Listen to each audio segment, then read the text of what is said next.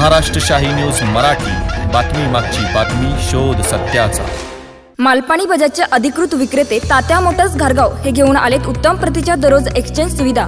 जशी तुमची गरज तसे कमीत कमी व्याज दरात व सुलभ हप्त्यात लोन उपलब्ध। बजाज कंपनीच्या 100 सीसी, 110 सीसी, 125 सीसी, 150 सीसी ते 400 सीसी पर्यंतच्या सर्व प्रकारच्या टू व्हीलर गाड्या तात्या मोटर्सच्या भव्य दालनात उपलब्ध। आमच्याकडे आपणास उत्तम प्रतीचे स्पेअर पार्ट, समाधानकारक सर्व्हिस व इन्शुरन्स क्लेमच्या सुविधा दिल्या जातील।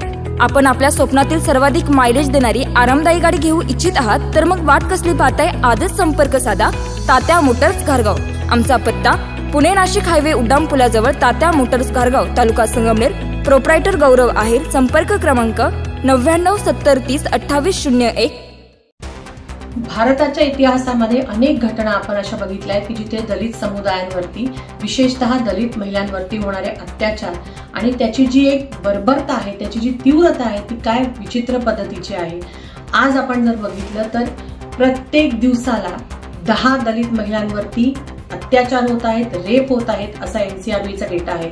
मागच्या 15 ते 20 या कालावधीमध्ये 45% हा जो प्रमाण आहे दलित महिलांवरती होणारे अत्याचार, ह्याचे प्रमाण 45% वाढलेलं आहे। आपण नेमकं कुठल्या दिशेने जात आहोत?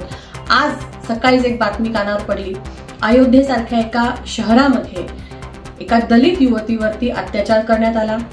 तिला तिथे विचित्र पद्धतीने मारण्यात आलं, तिचे डोळे फोडले गेले, तिचे हातपाय तोडले गेले आणि तिच्या गुप्तांगांमध्ये दांड खुपसलं गेलं। हा कुठल्या प्रकारचा अत्याचार आहे? हे काय चाललंय आपल्या देशामध्ये?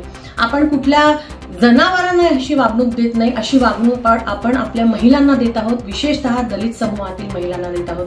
काय अपेक्षा करावी आपण ह्या उत्तर प्रदेश सारख्या एका प्रदेशाकडून की जिथे वारंवार असे अत्याचार होत आहेत? हातराच आपण बघितला आणि आज अयोध्येमध्ये असा प्रकार घडत आहे। या प्रशासनाने 3 दिवस झाले ती मुलगी तिथे बेपत्ता होती। तिचे नातेवाईक वारंवार प्रशासनाला सांगत होते, पण पोलिसांनी कुठलीही ऍक्शन घेतली नाही आणि 3 दिवसानंतर तिचा मृतदेह तिथे त्या गटारीमध्ये सापडलाय। अशा प्रकारची परिस्थिती आज आपल्या देशात आहे। कुठल्या दिशेने आपण पुढे जात आहोत आणि ह्या अशा प्रकारच्या सरकारांकडून नक्की काय अपेक्षा आपण केली पाहिजे?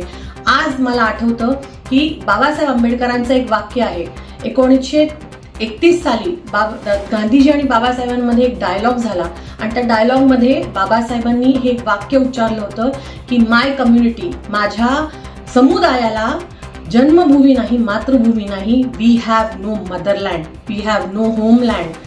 हे वाक्य आजही तंतोतंत तसंच मला वाटतं की आपल्यासाठी लागू होतं की जिथे आजही देशामध्ये महिलांवरती, विशेषतः दलित महिलांवरती जे विचित्र प्रकारचे अत्याचार सुरू आहेत त्याच्याबद्दल कोणीही काही बोलायला तयार नाही, कोणी ऍक्शन घ्यायला तयार नाही। हे सगळं थांबलं पाहिजे आणि यासाठी पुढचा जो काही आपल्याला लढा द्यावा लागणार आहे, उत्तर प्रदेशचं जे सरकार आहे, जी त्यांची नाकामियत आहे ही याच्यातून साफ दिसते। योगी आदित्यनाथ आता तरी राजीनामा देतील का? खरं तर हे बघायची गरज आहे। महाराष्ट्र शाही न्यूज मराठी, बातमी मागची बातमी, शोध सत्याचा।